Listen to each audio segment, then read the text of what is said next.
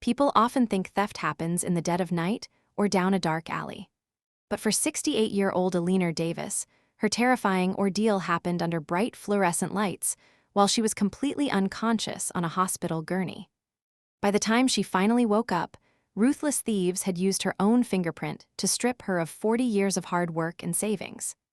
This is the chilling true story of how a lifetime of trust became a wide-open doorway that someone else walked right through.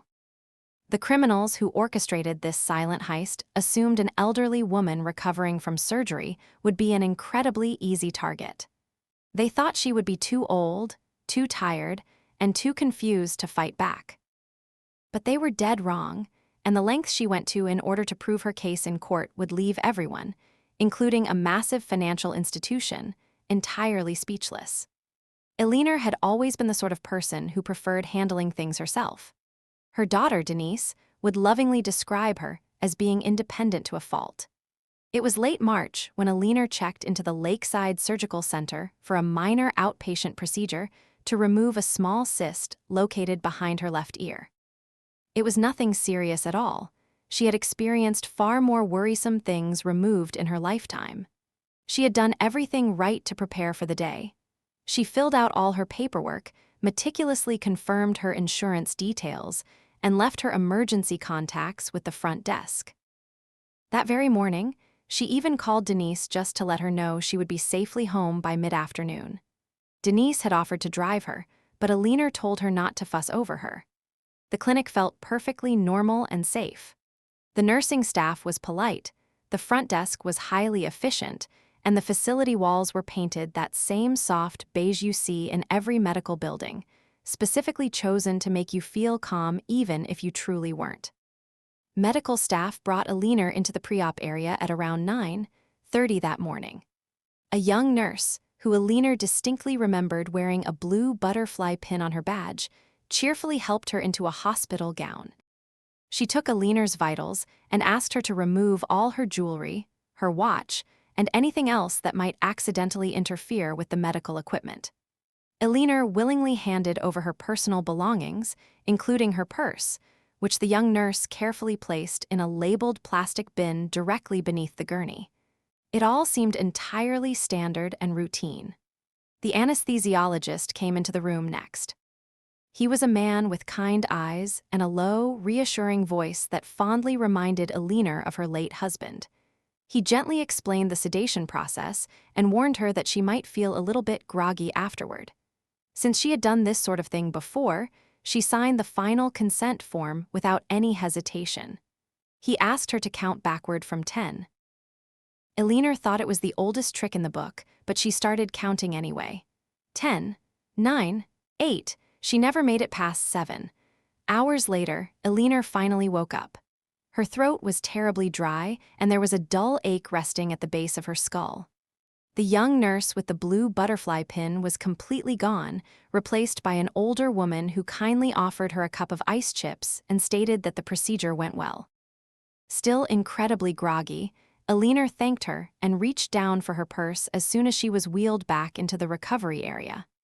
In her medicated state, she didn't notice then that the purse wasn't exactly where she had originally left it, or that the zipper was left only halfway closed. In that vulnerable moment, all she genuinely cared about was going home, climbing into her own bed, and sleeping off the heavy anesthesia. She quickly signed her discharge papers, arranged a safe ride through a local medical transport service, and within an hour she was standing in her own quiet living room. The afternoon sun was slanting through her curtains exactly like nothing in the world had changed. Eleanor had absolutely no idea, not even the faintest suspicion, that while she was completely under, someone had bypassed her security and used her own fingerprint to quietly empty the account she had spent 40 years diligently saving. There were no alarms and no notifications, just a quiet, devastating theft, perfectly timed to exactly when she was most defenseless. When Eleanor thinks back to that very first night home, it was the strangely small things that should have loudly warned her something wasn't right. Her house keys were sitting on the very edge of the kitchen counter instead of tucked safely inside her bag. Her mobile phone was placed screen down on the end table, even though she always rigorously kept it charging near the kitchen. Even the scent of the house felt off somehow, like stale air had heavily settled into every corner while she was away. But at 68 years old, you unfortunately get used to telling yourself that you are simply imagining things. She was deeply tired and disoriented, easily reasoning that maybe she had just set her things down without fully remembering. She made herself a hot cup of weak tea, sat in her favorite recliner with a blanket pulled tightly up to her chin, and tried her hardest to let the strange feelings go.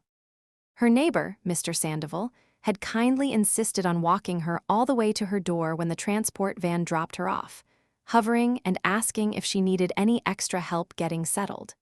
She had assured him she was perfectly fine, but the moment he left, she felt lonelier than she had in years. That night, she drifted in and out of a very shallow sleep. Each time she woke up, there was an awful nagging pull deep in her stomach, a terrible feeling she just couldn't name. By the time dawn arrived, it had fully settled into a dark, heavy dread. Eleanor tried her best to brush the dread away, knowing life absolutely doesn't stop just because you feel uneasy. She had bills to pay and appointments to reschedule. She shuffled over to her desk and opened her laptop, planning to look at her checking account first so she could pay the power bill before she forgot. She typed in her standard username and password, patiently waiting for the familiar blue screen to load. She fully expected to see her hard-earned, comforting balance of just over $28,000. Instead, she saw a number so unbelievably small it simply didn't register at first. $14. $72. She blankly stared at it, hastily closed the tab, and immediately reopened it, hoping it was an error. It was the exact same number. Her heart rapidly started to tap against her ribs as she panicked and clicked on her recent activity. A long, horrifying list of withdrawals unspooled in neat black type, and every single one was dated for the exact afternoon she had been in surgery. There were massive withdrawals of $900, $800, and $600, executed one right after the other, just a few minutes apart. It looked exactly like someone had been emptying the account in a highly controlled, deliberate way. She picked up the phone to call for help, but her hand was shaking so violently she had to set it right back down. For a few agonizing minutes, she just sat there, desperately pressing her palm to her chest and trying to make sense of the nightmare. But it wasn't a computer glitch. Someone had intentionally taken every dollar she had meticulously saved, and Eleanor's harrowing fight for justice was only just beginning. Desperate for answers and praying it was all just a terrible computer glitch, Eleanor picked up her phone to call her bank. The wait felt like an eternity. When the line finally clicked over, her voice wobbled terribly as she recited her account number. The woman on the other end of the phone sounded impossibly young, possessing the kind of bright, carefree voice that only made Eleanor feel even older and more vulnerable. The cheerful representative quickly pulled up Eleanor's financial records and asked her to verify her last transactions. Eleanor's breath hitched in her throat as she desperately told the young woman she hadn't made any transactions at all. The representative's tone shifted, becoming gentle but firm. She told Eleanor that the massive withdrawals were all conducted in person, entirely authenticated using the bank's biometric verification system. The fingerprint was a perfect match. Eleanor was so completely stunned by this impossible revelation that she actually forgot how to breathe. She could only whisper into the receiver, asking how it could possibly be her fingerprint. The representative confirmed it again, stating that the records showed the account holder had authenticated every single transaction with a physical biometric scan. Hearing those words, Eleanor felt everything inside her suddenly go ice cold. She knew exactly where she was when those withdrawals happened. She was trapped in that surgical suite, fully sedated, and hooked up to medical monitors. She hadn't walked into any bank branch that afternoon, but someone else had. And whoever that thief was, they had successfully bypassed the bank's security to take absolutely every dollar she had saved to carry her through the rest of her life. When Eleanor finally hung up the phone, her hands were completely damp with cold sweat. She looked around her quiet, empty house, glancing at the cherished family photos resting on the mantel and the familiar crocheted blanket draped comfortably over the back of the sofa. In that devastating silence, she felt something she hadn't felt in a very long time, entirely powerless. She didn't know yet who had committed this heinous crime, or exactly how they had planned it so perfectly to strike when she was most vulnerable. But in that dark moment, Eleanor made herself a steadfast promise. She absolutely would not let whoever did this think they had chosen an easy target. They thought she would be far too old to fight back, but they were entirely wrong. The very next morning, Eleanor woke up long before the sunrise, her mind already rapidly churning with anxiety and questions. It felt as though all the quiet, predictable rhythms of her life had been violently ripped up overnight, instantly replaced with a barrage of questions she simply didn't know how to answer. But Eleanor has always firmly believed in meeting her problems head-on.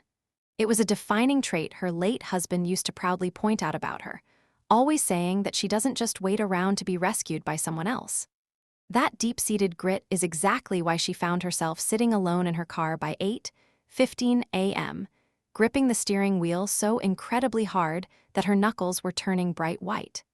Eleanor doesn't drive very much these days. Her hands ache with arthritis if she has to hold the wheel for too long, and her aging eyes aren't nearly as sharp as they used to be. But she wasn't about to give up her independence by calling a cab or asking a neighbor to tag along. This was her personal fight, and she was going to face it herself. When Eleanor bravely walked right into the bank branch, she could actively feel the other people in the lobby glancing her way. Perhaps they saw an elderly woman with her shoulders slightly hunched and simply assumed she was just there to deposit a birthday check or politely ask a teller about a minor account fee.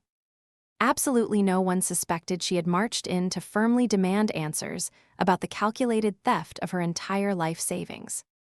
Walking straight up to the teller window, she immediately asked to speak with a manager. The young man standing behind the thick glass looked visibly startled by her intensity, but he quickly nodded and disappeared into a back office to fetch someone. A few minutes later, a woman dressed in a sharp charcoal suit with a name tag reading Patricia formally ushered Eleanor into a small, private meeting room. Eleanor didn't hold anything back. She told Patricia absolutely everything. She detailed the medical procedure, the heavy sedation, and the massive withdrawals she had never authorized. Patricia's polite, corporate smile completely faded as she quietly scrolled through Eleanor's account records on her tablet. Finally, Patricia looked up and stated that there were actual security images attached to these specific transactions, cautiously asking if Eleanor would like to review them. Eleanor bravely nodded, physically bracing herself for what she was about to see. Patricia slowly turned the tablet screen toward her. Eleanor genuinely thought she was prepared for the worst. But the very moment her eyes landed on the first still frame, she felt her stomach completely drop. It was her, or rather, it was her body. Her face looked deathly pale, and her eyes were terrifyingly glassy. She was wearing the exact same clothes she had worn to the surgical clinic that morning, but there was something entirely vacant in her expression, something she didn't even recognize as herself. But the true horror was what was happening right next to her. Standing directly beside Eleanor was a mysterious woman hiding her identity behind a surgical mask and a gray hoodie. One of the masked woman's gloved hands was tightly curled around Eleanor's limp wrist. The other gloved hand was forcefully pressing Eleanor's thumb firmly onto the bank's biometric scanner. Looking at the undeniable image of her own violation, Eleanor felt physically sick.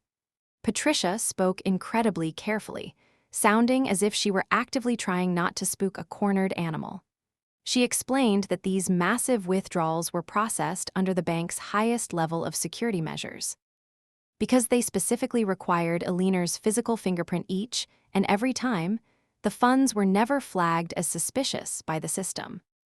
Eleanor just stared at the manager, desperately trying to understand how a massive financial institution could accept a transaction when the account holder in the photograph was so clearly not acting of her own free will.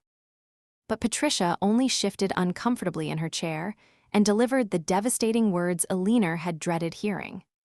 Patricia stated that, until they had definitive, concrete evidence that Eleanor was truly incapacitated or coerced, the official position of the bank was that the transactions were entirely valid. Eleanor opened her mouth to argue, then closed it, utterly baffled by the corporate bureaucracy.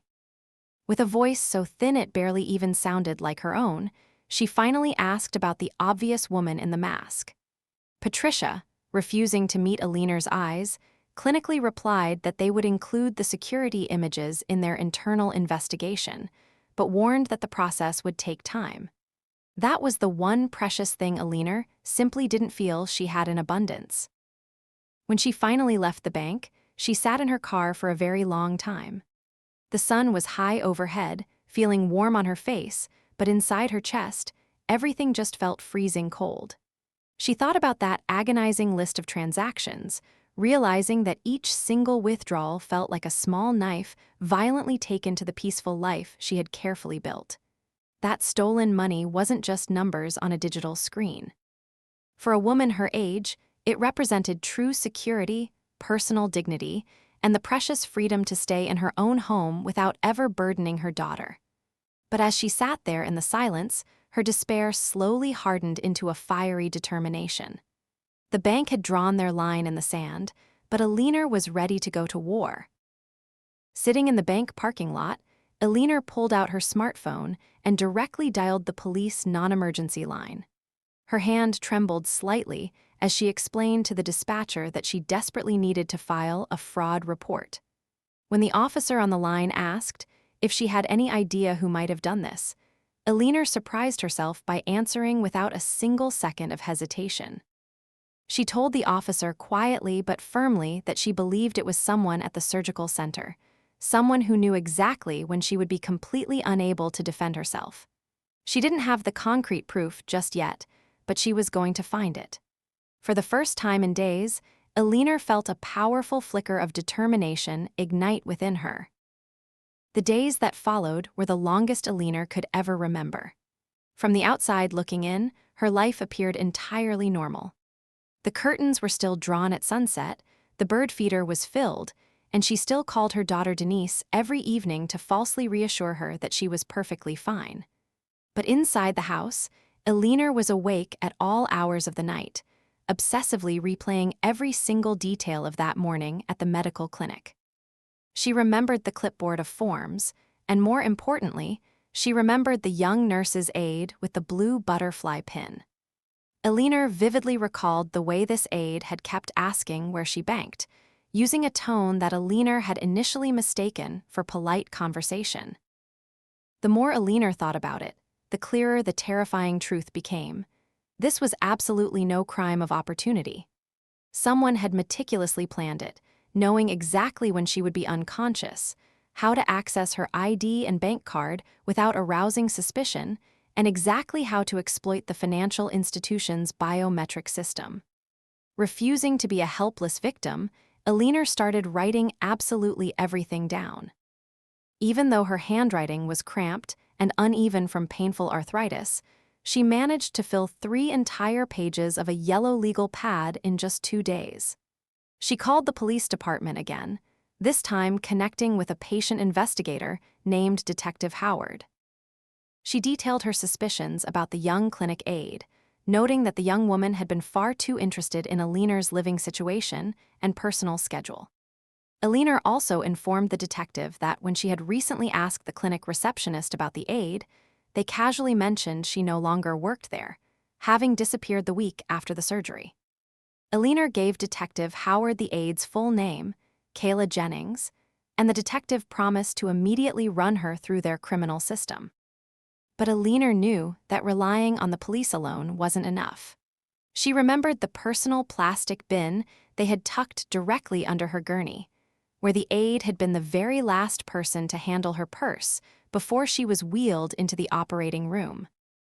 Taking matters into her own hands, Eleanor called the surgical clinic and asked to speak with the office manager, a woman named Carla. Carla sounded pleasant enough right up until Eleanor explained the devastating theft. The manager crisply stated that the clinic had no reason to believe their staff was involved, insisting that all patient belongings were logged and supervised. Keeping her voice perfectly even, Eleanor requested access to the security cameras in the pre-op area. There was a long, heavy pause on the line. Carla coldly informed her that clinic policy completely prohibited patients from reviewing internal security recordings without a legal subpoena. The word subpoena felt as heavy as a brick to Eleanor. When she hung up the phone, it was the first time Eleanor truly realized how profoundly alone she was in this massive fight. For a fleeting moment, she thought about calling Denise and letting her daughter handle all the stressful phone calls and endless paperwork. But then Eleanor imagined the exact look on Denise's face, a heartbreaking mixture of equal parts pity and frustration, and something deep inside Eleanor completely hardened. "I am not helpless," she told herself. If no one else was going to protect her, she was going to do it herself. Eleanor opened her laptop and spent the better part of an afternoon actively searching for a lawyer who specifically handled elder financial exploitation cases.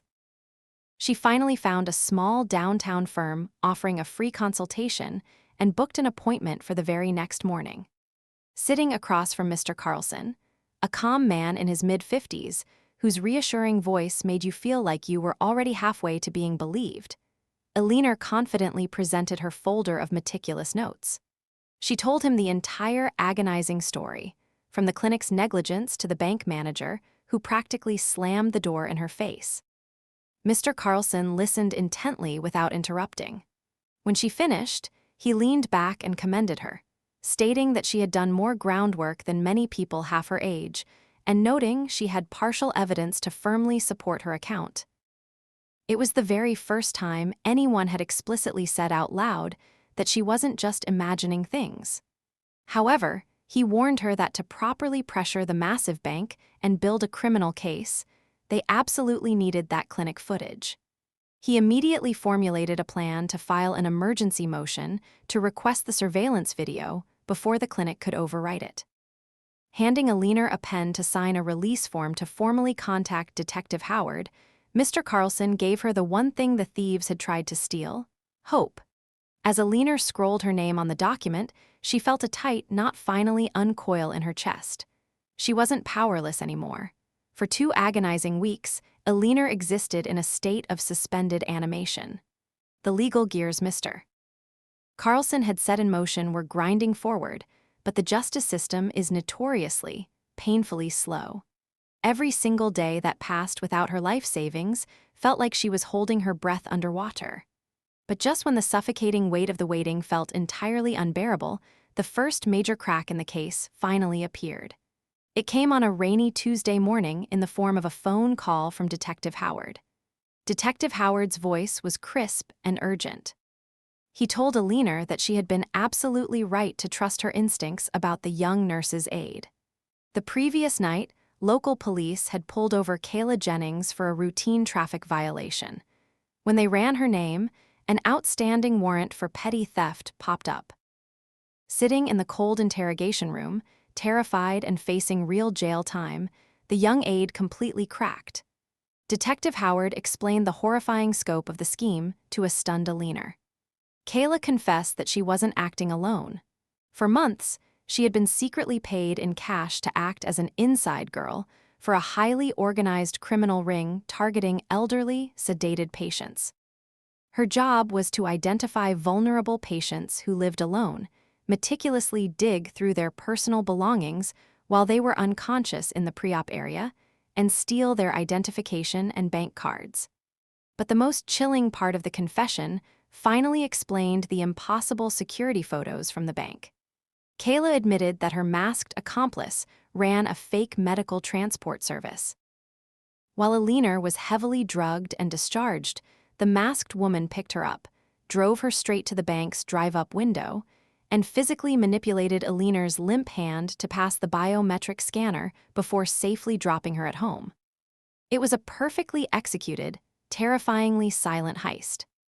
However, despite this massive breakthrough, Detective Howard warned Eleanor that a confession from a compromised accomplice wasn't enough to legally force the massive bank to instantly return her $28,000. the bank's ruthless attorneys would inevitably argue that Kayla's story was just hearsay from a known thief.